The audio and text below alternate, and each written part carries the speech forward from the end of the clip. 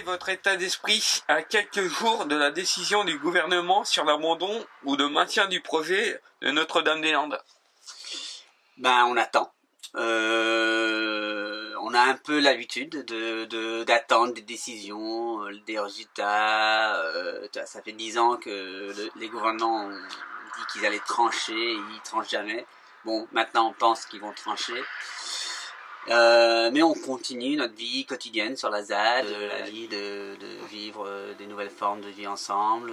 On fait du maraîchage, on fait de la construction, on travaille dans la bibliothèque, on est dans les studios de rap, y a des gens qui font la boulangerie. C'est un peu la vie quotidienne de la ZAD, de construire cette commune libre ensemble.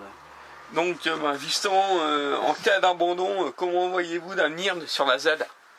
Ben, en fait, on a les 6 points de l'avenir de la ZAD, qui est un document qui a été construit entre toutes les compositions du mouvement, qui dit que on veut rester ici, que en fait toutes les formes différentes d'agriculture, mais aussi des formes de culture ou des formes de vie peuvent continuer leur activité sur le terrain, et qu'il y a une entité qui est issue du mouvement qui va gérer les terres. C'est pas le gouvernement, c'est pas l'État qui va gérer ces terres, c'est le mouvement qui ont sauvé ces terres de la destruction, et c'est eux, avec cette entité, qui vont les gérer.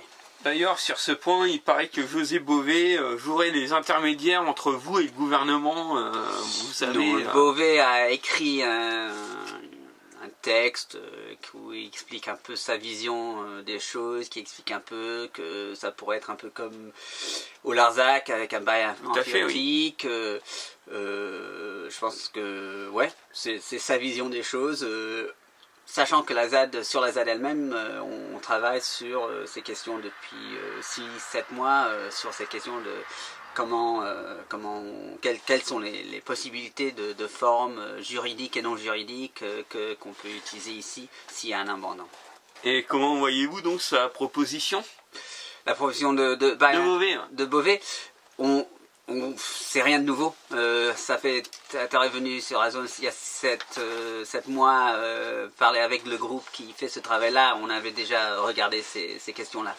Alors, mais c'est utile que Bové le met sous les projecteurs.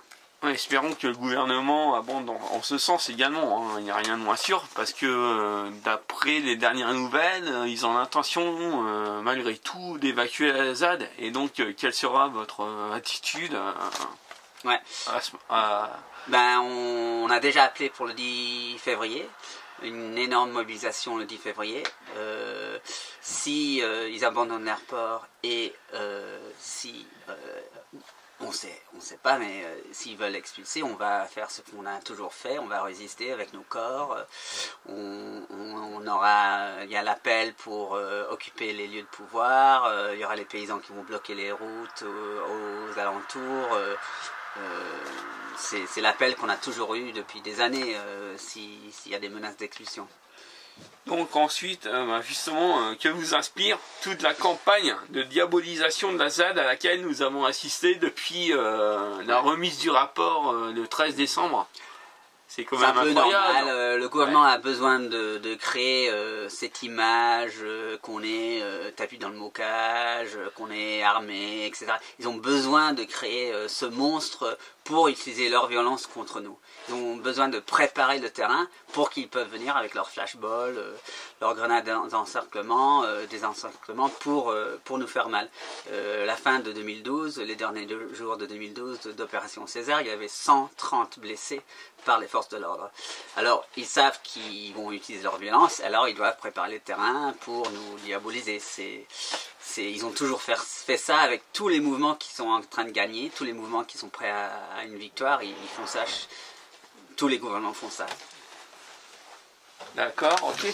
Et enfin, la toute dernière question, c'est une actualité toute récente, un peu en parallèle. Donc, entre le 30 et 31 décembre, il y a eu un incendie qui a détruit le mirador de la D181.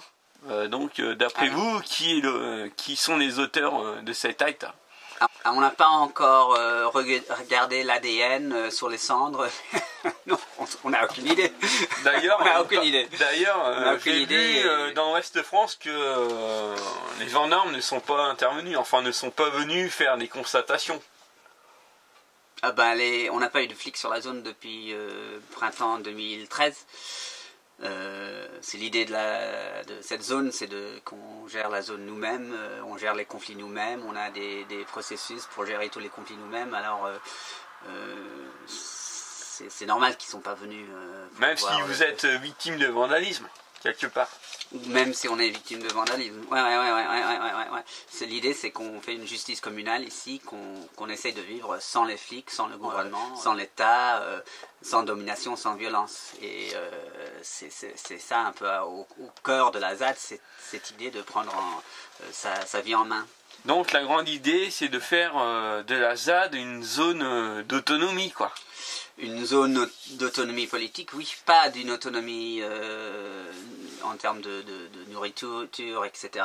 Parce que, en fait, l'important, c'est les liens qu'on a avec les paysans de l'alentour, avec les productions un peu partout. Alors, mais en termes de politiquement, oui, l'idée, c'était toujours d'avoir une zone où on prend notre vie en charge.